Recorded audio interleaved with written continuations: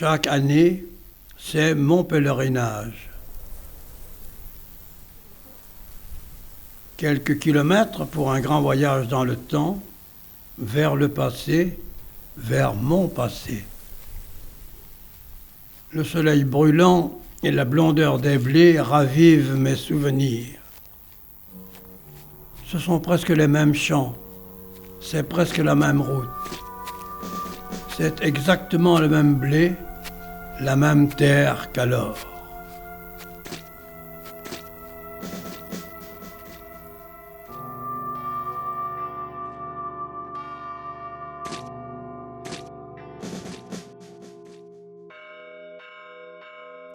C'était il y a bien longtemps, une éternité.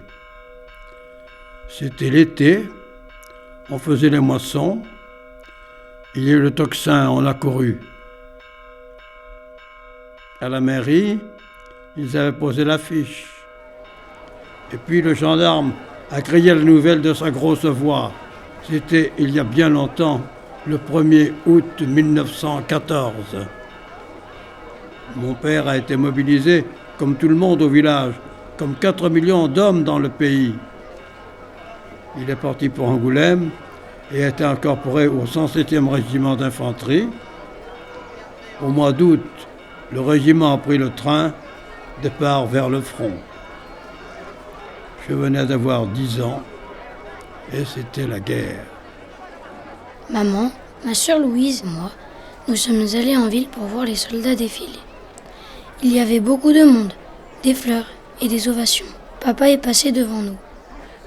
Il était si beau dans son uniforme bleu et rouge, flambant neuf et avec son fusil Lebel sur l'épaule. J'étais tellement fière de lui. On a suivi la troupe jusqu'à la gare. Quand le train est parti, j'avais le cœur serré. Maman s'est penchée vers moi et m'a dit « Ne t'en fais pas, ça ira vite. Ils seront de retour avant Noël. »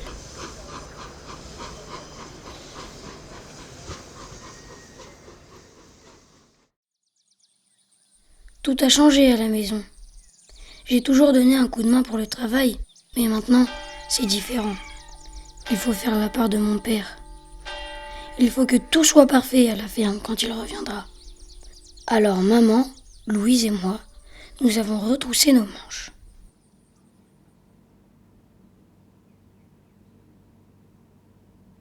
En août 1914, au moment de la mobilisation puis de la déclaration de guerre, le 3 août, au moment où les hommes partent vers le front, il faut savoir que nous sommes en pleine moisson. Or, le département de la Charente est un département qui est rural et agricole. Plus de 70% de la population vit de l'agriculture.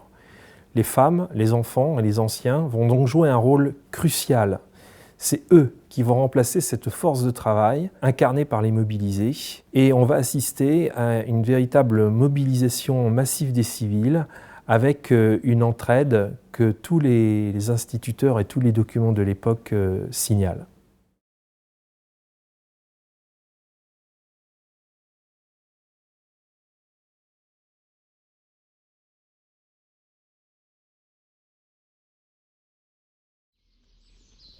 C'est terrible.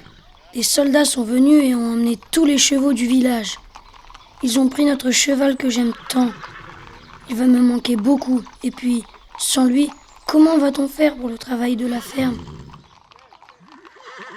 J'ai beau me dire qu'ils l'ont pris pour défendre la patrie, je suis inconsolable. En plus de la mobilisation des hommes, il faut savoir qu'il y a la réquisition des animaux et notamment des chevaux. Dès le 4 août 1914, les centres de réquisition sont organisés dans les chefs-lieux de canton, en règle générale. Ce sont des milliers de chevaux qui partent vers les casernes. Puis, après les chevaux, ce sont d'autres animaux de trait. C'est le cheptel bovin, le cheptel ovin qui va être sollicité, ainsi que les légumes. Les fruits, notamment dans le cognacé, le raisin, à tel point que les réquisitions tout au long de la guerre vont être extrêmement lourdes dans le département. Ça ne durera pas longtemps. Elle sera vite réglée, cette guerre. Mais des mauvaises nouvelles arrivent. Plusieurs de mes copains ont appris que leur père ou leur frère avait été blessé. Il y a des morts aussi. À l'école, on commence à compter des orphelins.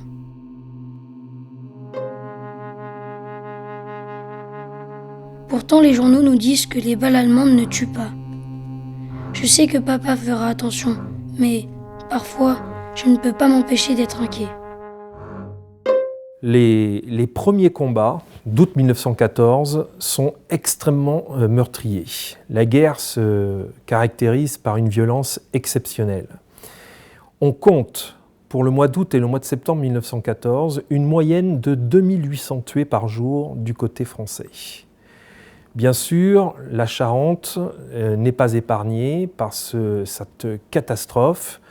On estime qu'il y a, par exemple, plus de 500 tués en quelques heures au 307e régiment d'infanterie qui combat à Moilin le 28 août 1914. Le 107e régiment d'infanterie, également un régiment d'Angoulême, compte plus de 200 morts et disparus rien que pour le mois d'août.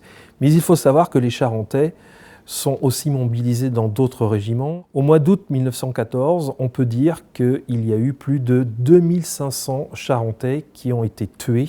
Jamais une telle hécatombe n'avait été observée pour un conflit dans notre région.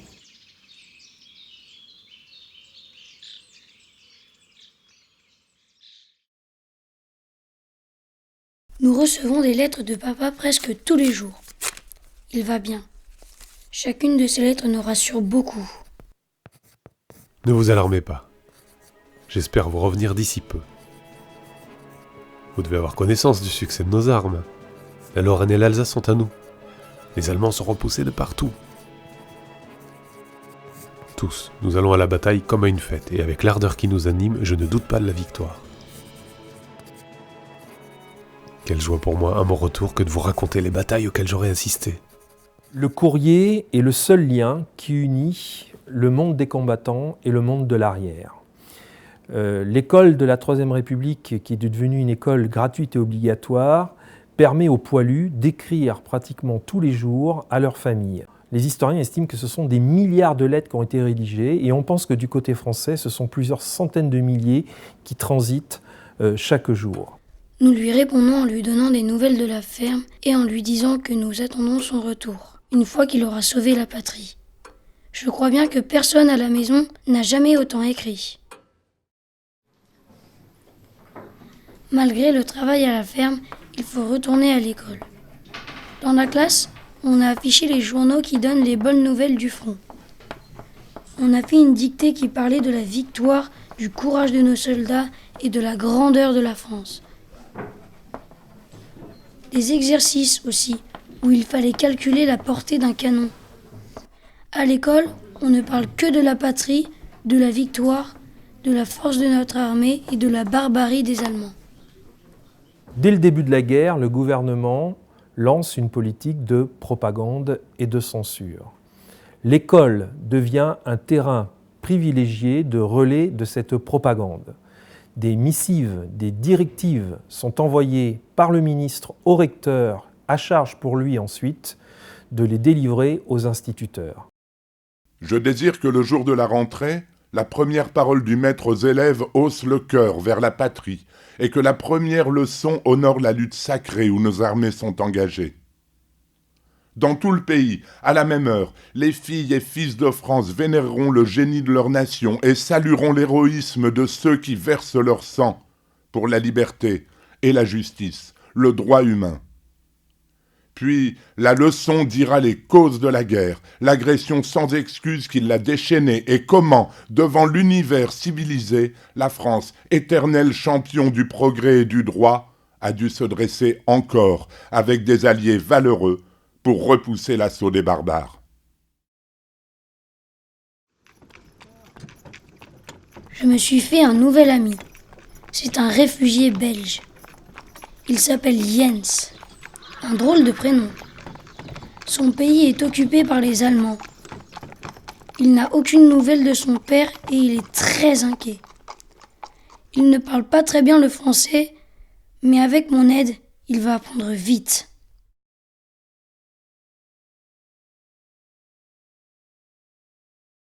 L'invasion des 13 départements de l'Est et du Nord de la France, ainsi que de la Belgique, oblige le gouvernement à redistribuer ceux qu'on va commencer à appeler les réfugiés. On compte ainsi plus de 5000 réfugiés qui arrivent à l'automne 1914 dans le département.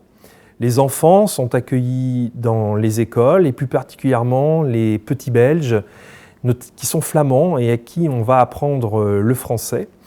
Plusieurs instituteurs signalent d'ailleurs les progrès fulgurants de ces élèves et une école spécifique sera même ouverte à Chasseneuil pour ces enfants belges en 1916.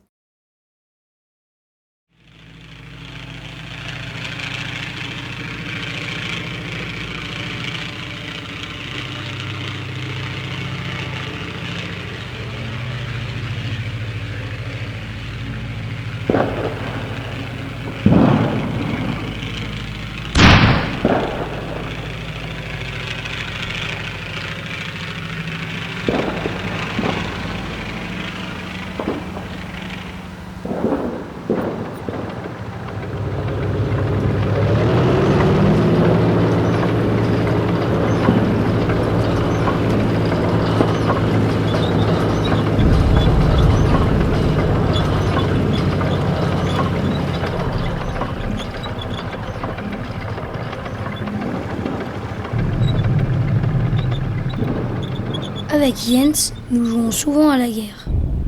Nous nous sommes fabriqués des fusils, des casques et des masques à gaz.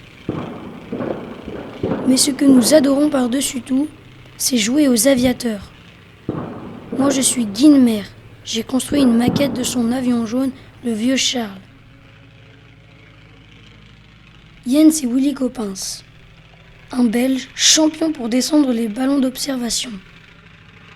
Les aviateurs sont les héros qui vont nous faire gagner la guerre. La Grande Guerre, c'est aussi l'invention de nouvelles armes.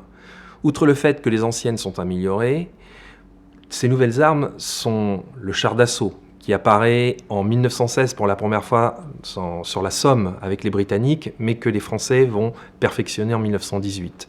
Ce sont les avions. Les avions dont le premier vol a été signalé 24 ans avant la Première Guerre mondiale.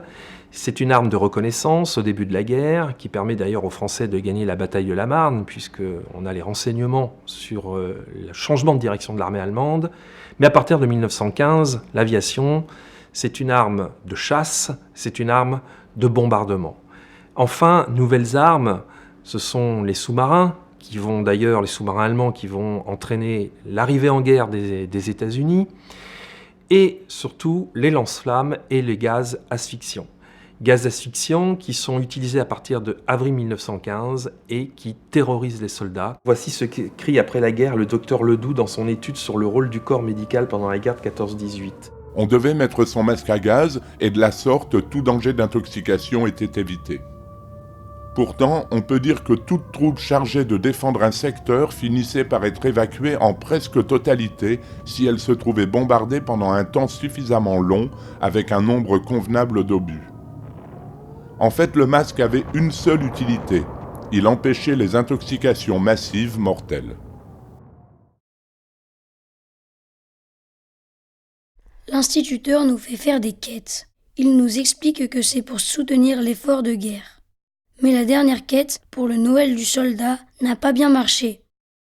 Il faut dire que nous venons à peine de finir la quête pour le linge du blessé. La guerre est aussi une guerre économique et financière. Il faut donc trouver de l'argent. Pour cette raison, des quêtes ont été organisées un petit peu partout. Le département de la Charente n'échappe pas à cette volonté de l'État de financer la guerre. On fait appel au sacrifice du sang des soldats, on va faire appel au sacrifice boursier, financier des civils. Les écoles deviennent les relais essentiels de cette quête d'argent où les instituteurs prennent en charge leurs élèves pour aller visiter au domicile des personnes, faire une quête. Alors, une journée, ça va être la quête pour le canon de 75 français, ça va être la quête pour les réfugiés serbes. On demande un effort financier considérable aux civils, sans parler qu'il existe aussi chaque année des campagnes d'emprunts, les fameux emprunts nationaux, pour financer la guerre et qui étaient affichés dans les rues pour inciter la population à participer à l'effort de guerre.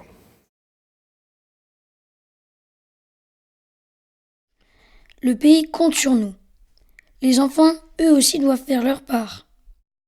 Avec l'instituteur, nous avons ramassé des marrons. Ils en font de l'acétone. Le maître nous a dit qu'il fallait 10 kilos de marrons pour tirer un coup de canon de 75. Les filles, elles, tricotent des gants, des bonnets, des passe-montagnes pour que nos soldats aient bien chaud cet hiver. L'école est aussi un outil de guerre dans le sens où les jeux de récréation sont des jeux de guerre. On voit ainsi les filles qui ont le rôle de l'infirmière comme les adultes et les petits garçons qui vont jouer à la guerre avec des fusils en bois et tout ça sous l'autorité du maître. Celui qui n'a pas été sage va faire le rôle, entre guillemets, du boche dans la cour d'école et les meilleurs élèves vont faire le rôle du français. C'est très très fréquent dans le département à cette époque et même dans toute la France. Je me souviens que nous faisions beaucoup de gymnastique à l'école. Nous faisions aussi des exercices de tir. C'était compliqué, car nous devions payer nous-mêmes nos balles. Mais notre instituteur prenait ça très à cœur. Il nous avait même inscrits au championnat de tir des écoles. Il voulait faire de nous les bons soldats de demain. Quand une autre guerre est arrivée, quelques 25 ans plus tard, j'ai eu l'impression que tout ça n'avait pas servi à grand-chose. Les armes et les munitions manquent et peu d'enseignants sont aptes à dispenser des exercices de tir. Pourtant, ces enseignements sont dispensés un petit peu partout dans les écoles de Charente. Le message est clair, les enfants reçoivent ici une éducation, un message très fort, comme quoi ils vont remplacer leurs aînés plus tard dans les tranchées si la guerre doit durer.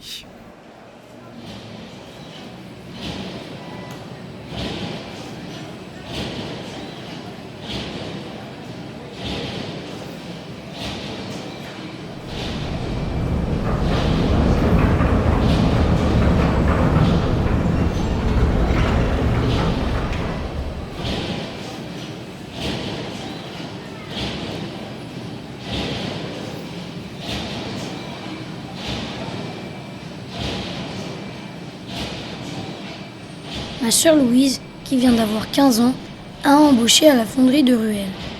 Bien sûr, maman et moi allons devoir reprendre le travail qu'elle faisait à la maison et à la ferme. Mais nous n'avons pas le choix. Et puis à la fonderie, en fabriquant les obus de nos canons, Louise travaille elle aussi pour la victoire de la France.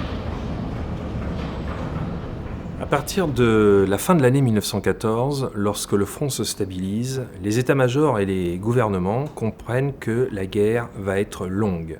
En Charente, de nombreuses entreprises sont reconverties en entreprises de fabrication de produits de guerre ou de produits liés à la guerre. Les deux principaux établissements sont ceux de Ruelle, la fonderie de canons de Ruelle, un arsenal d'État, et la poudrerie nationale d'Angoulême. L'effort est gigantesque puisqu'il s'agit de remporter la guerre sur le front économique, le front dit de l'intérieur. Ainsi, à Ruelle, on passe de 3000 employés à 6000, mais surtout l'effort est conséquent à la poudrerie où on passe de 1500 employés en 1914 à 16 000 en 1918. Ruelle va fabriquer plus de 5 millions de projectiles en acier, tandis que la poudrerie d'Angoulême va fabriquer 18 tonnes de poudre explosive par jour. Il faut savoir qu'en 1913, elle n'en fabriquait que 1 tonne. Parmi ces ouvriers, des travailleurs coloniaux, des Indochinois, beaucoup, plus de 6000 à la poudrerie, des Malgaches, des Marocains, mais aussi des femmes. Elles sont plus de 4000 à la poudrerie et à Ruelle, elles sont un peu plus de 500 à travailler pour l'effort de guerre et à toucher un salaire inférieur aux ouvriers hommes. Une grande bataille s'est engagée à Verdun. On dit que tous les régiments français vont y participer. La victoire est à ce prix. À l'école, nous suivons la bataille. En particulier la défense du fort de Vaux, où nos héros sont commandés par un grand angoumoisin, le commandant Raynal. La bataille de Verdun commence le 21 février 1916 et s'achève le 15 décembre 1916. C'est une bataille qui dure 10 mois. Mais en y regardant de plus près, on s'aperçoit que l'essentiel des combats ont eu lieu entre Douaumont et le fort de Vaux, c'est-à-dire environ 5 km² où on va enregistrer la perte de 140 000 Français, la mort de 130 000 à 135 000 Allemands, auxquels il faut ajouter plus de 500 000 blessés dans les deux camps. Verdun est une véritable boucherie de la Première Guerre mondiale qui marque fortement l'imaginaire chez les Français et les Allemands, mais particulièrement chez les Français et en particulier les Charentais, puisque c'est un Charentais, le commandant Raynal, ancien élève du lycée pour garçons, aujourd'hui lycée Guès de Balzac, qui va s'illustrer lors de la défense du fort de Vaux. Papa est à la maison. C'est sa première permission depuis le début de la guerre. Ça fait si longtemps que je ne l'ai pas vu. Maman n'avait même pas réussi à le faire revenir pour les moissons de 1915. Il nous parle de sa bataille de Verdun. J'espérais des récits héroïques, mais il ne raconte que la mort et l'horreur.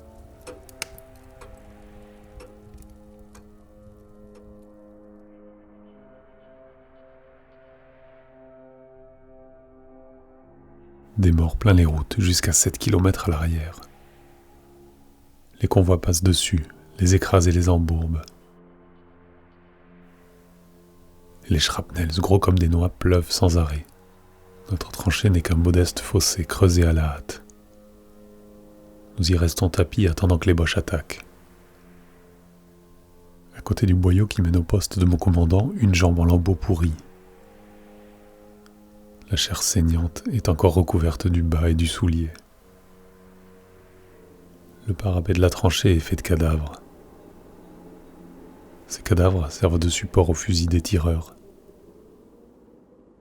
Au début de la guerre, les soldats n'ont pas eu droit à des permissions, parce qu'on croyait que la guerre allait être courte. À partir de 1915, on est bien obligé de permettre aux soldats de revoir leur famille. Donc c'est à l'été 1915 que sont mises en place les permissions. Mais au début, le système fonctionne très mal. En 1916, nombreux sont les soldats qui n'ont pas encore eu l'opportunité de revoir leurs femmes et leurs enfants. Il faut attendre véritablement l'année 1917 pour qu'un système de permission efficace soit mis en place. Les soldats avaient normalement droit à 3 permissions par an, sachant que celles-ci pouvaient être supprimées en cas de mauvais comportement du soldat, mais aussi en cas d'offensive allemande. Papa est reparti après 6 jours. C'est un héros. Il s'est battu sur la côte du Poivre et au Mort-Homme. Des noms qui me font rêver.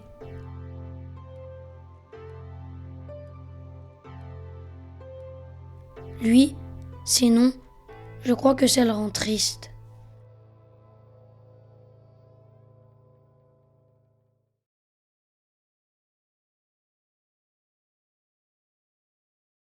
À l'école, nous avons fait un potager.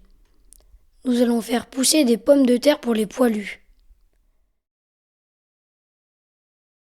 C'est beaucoup de temps, et avec l'école et le travail à la ferme et à la maison, personne n'a vraiment le temps de s'en occuper du potager. Il arrive même quand il y a beaucoup à faire chez nous que je n'ai pas le temps d'aller à l'école. L'instituteur ne dit rien. Certains jours, il n'y a presque personne dans la classe. Face à la pénurie, face aux réquisitions de produits alimentaires et surtout face à l'inflation, le gouvernement tente de trouver des solutions. Cette solution, en 1917, il croit la trouver avec la mise en place des lopins scolaires. L'objectif est de faire cultiver plus de 1500 hectares par les élèves à travers tout le pays. On veut impliquer les élèves, mais on veut également résoudre le problème agricole. Fin 1917, ce sont plus de 12 000 communes qui, avec 200 000 écoliers, vont cultiver 1200 hectares de pommes de terre et de haricots. Malheureusement, cette initiative, préparée avec l'aide des comités agricoles de réquisition, va s'avérer être un échec en raison des nombreuses difficultés d'organisation.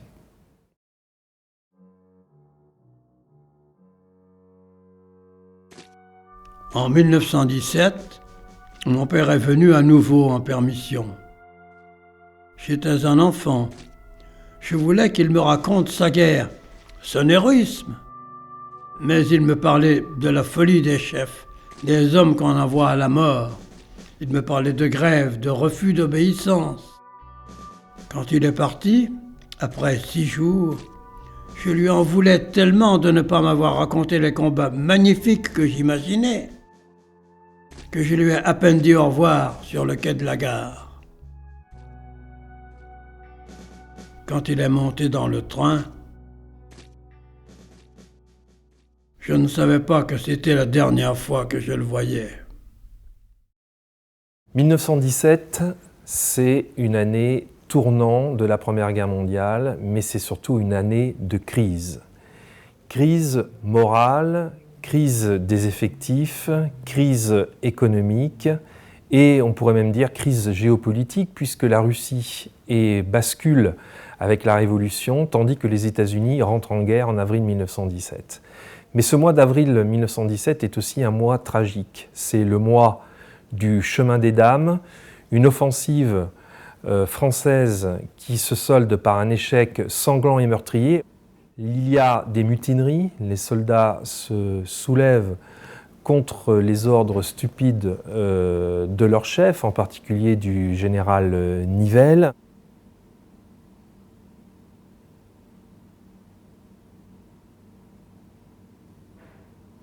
C'est également à l'arrière une crise ouvrière dans le sens où il y a beaucoup de grèves, de manifestations pour réclamer une amélioration des conditions de travail et une augmentation des salaires. Une lettre de papa nous annonce qu'il est en Italie. C'est une bonne nouvelle. Il va combattre les Autrichiens, qui, dit-on, sont de bien mauvais soldats. Il sera bien plus en sécurité là-bas que face aux féroces barbares allemands. En Italie, après la défaite de la bataille de Caporetto, les Autrichiens et les Allemands ont très dangereusement percé le front. La France est obligée d'envoyer des renforts et parmi ces renforts figure le 107e régiment d'infanterie qui va combattre pendant plus d'1 an sur le front italien. Un front particulier puisque les tranchées là-bas sont des tranchées en montagne. C'est une guerre de tranchées dans les montagnes.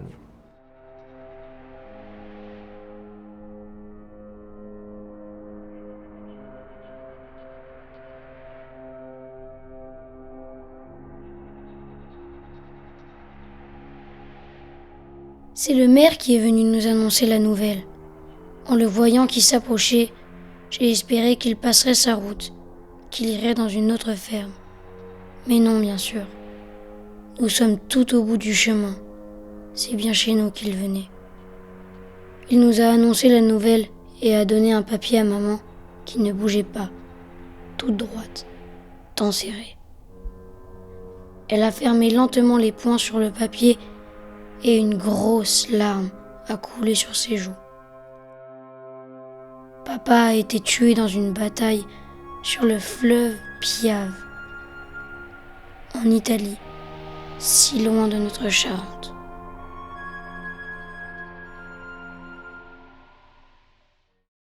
C'était surtout l'absence de lettres le retard d'une lettre qui signifiait à la famille qu'il s'était passé quelque chose. On espérait alors la blessure, la captivité, mais bien entendu on redoutait la mort.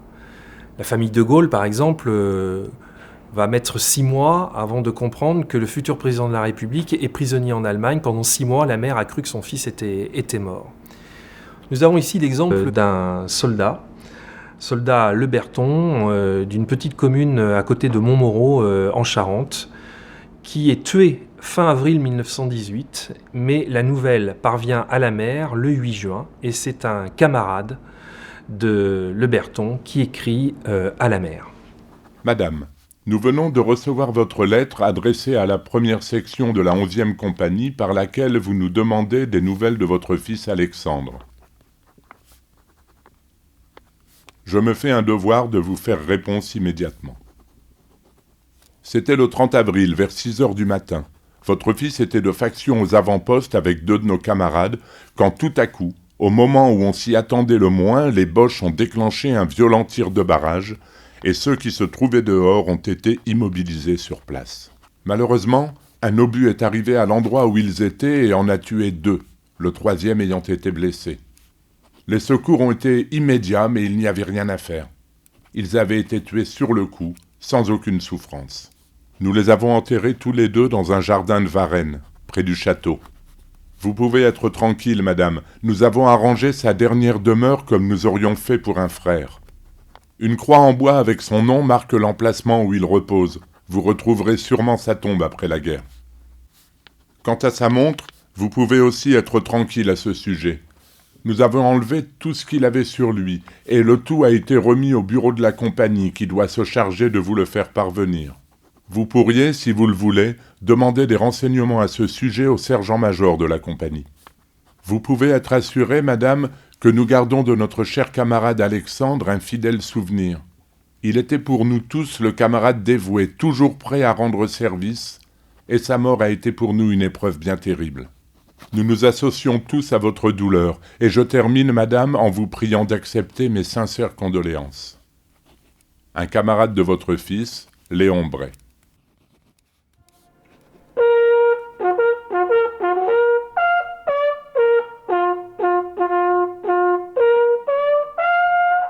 Tout le monde l'attendait depuis quelques jours, mais ce n'est que quand les cloches ont sonné que chacun a réalisé. C'est l'armistice. La guerre est finie. On est partagé entre la joie de la victoire et la peine terrible. Il y a eu tant de morts. Il y a tant de veuves, tant d'orphelins. Je suis tombée dans les bras de maman et nous avons pleuré en pensant à papa, tué quelques jours avant la fin, quelques jours avant la victoire. Ce jour est un jour d'abord de tristesse, puisque l'on pense immédiatement à ce qu'on a perdu, et rapidement, ça devient un jour d'enthousiasme et de fête. Cette guerre, effectivement, a fait plus de 12 millions, voire 13 millions de morts, militaires et civils, et plus de 21 millions de blessés. Parmi eux, 13 000 Charentais sont tombés depuis août 1914. Et puis, si la guerre est terminée, l'attente continue, l'attente du retour des hommes. La guerre est terminée depuis plus de 6 mois. Les hommes reviennent enfin au village. Pour beaucoup des anciens combattants, c'est comme s'il fallait oublier.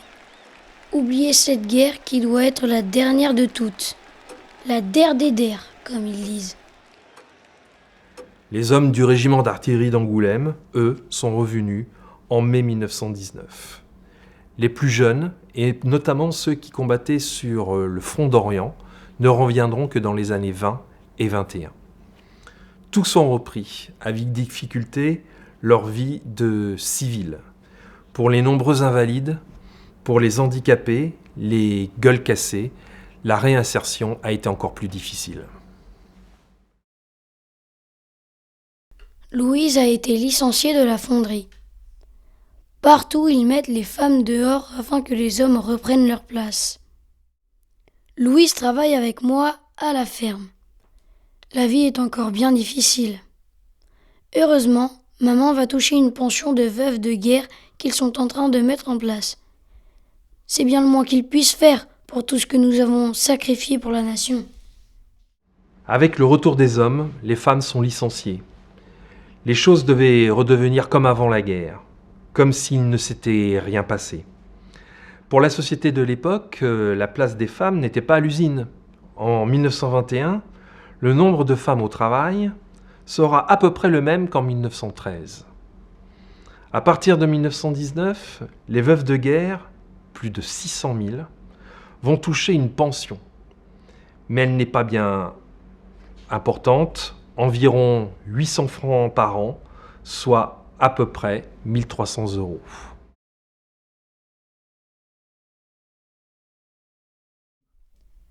Le village a inauguré son monument aux morts, pour se souvenir des héros.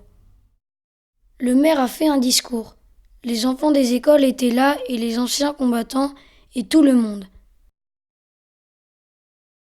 Ne manquaient que ceux dont le nom en lettres dorées est écrit sur la pierre. Le monument célèbre leur sacrifice, leur héroïsme, leur courage. Ils trônent sur la place et me rappellent sans cesse leur absence.